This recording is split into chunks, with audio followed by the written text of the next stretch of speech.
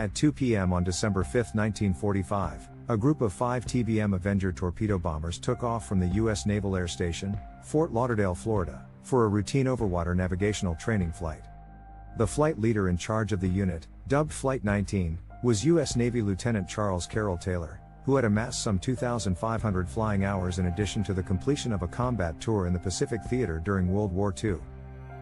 Taylor and his crew of 13 airmen, some trainee pilots, were to execute navigation problem number 1, described by the Naval History and Heritage Command as the following. 1. Depart 26 degrees 03 minutes north and 80 degrees 07 minutes west and fly 091 degrees, T, distance 56 miles to Hen and Chickens Shoals to conduct low-level bombing. After bombing continue on course 091 degrees, T, for 67 miles. 2. Fly course 346 degrees, T, distance 73 miles and 3. Fly course 241 degrees, T, distance 120 miles, then returning to U.S. Naval Air Station, Fort Lauderdale, Florida.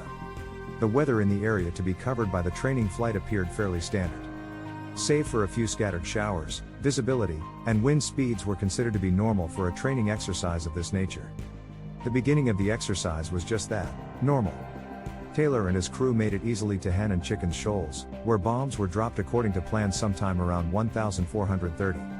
At 1,500 hours, a recording shows that one of the student pilots in the flight requested and was permitted to drop his plane's last bomb. Flight 19 turned and began to make its way toward the second leg of its exercise, and things took a turn for the strange. A radio message was intercepted from the flight at around 1,600 hours, recording a conversation likely between Taylor and the pilot of one of the other planes. On the recording, one of the student pilots was asked by a crewman for a compass reading, to which the pilot replied, "I don't know where we are. We must have gotten lost after that last turn." On the same recording, Lieutenant Taylor can be heard saying, "Both my compasses are out, and I am trying to find Fort Lauderdale, Florida. I am over land, but it's broken. I am sure I'm in the Keys, but I don't know how far down and I don't know how to get to Fort Lauderdale." Soon after, one of the planes in the flight called into the NAS Fort Lauderdale to report that they were lost. Operators at the NAS tried many suggestions, from switching radio frequencies to the search and rescue frequency, to imploring Taylor to turn on his YG/IFF transmitter, so that his location could be triangulated.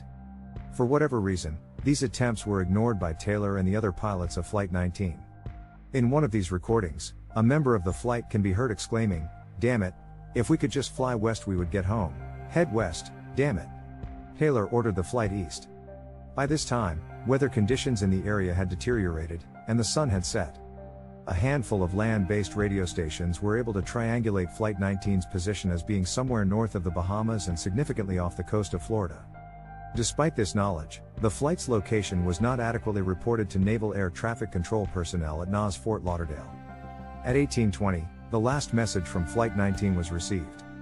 In this recording, Taylor was heard saying, "All planes close up tight, we'll have to ditch unless landfall. When the first plane drops below 10 gallons, we all go down together." All 14 airmen involved in Flight 19 were never seen or heard from again. But these 14 men wouldn't be the only men to vanish into thin air on December 5, 1945. Knowing that the plane's fuel would have run out at 2,000 hours, a search and rescue effort was launched to locate the flight and its crew at around 1800 hours that evening, just before the last message was received. Theories surrounding these disappearances are varied, ranging from alien abductions, to secret government experiments, to the fan-favorite Bermuda Triangle.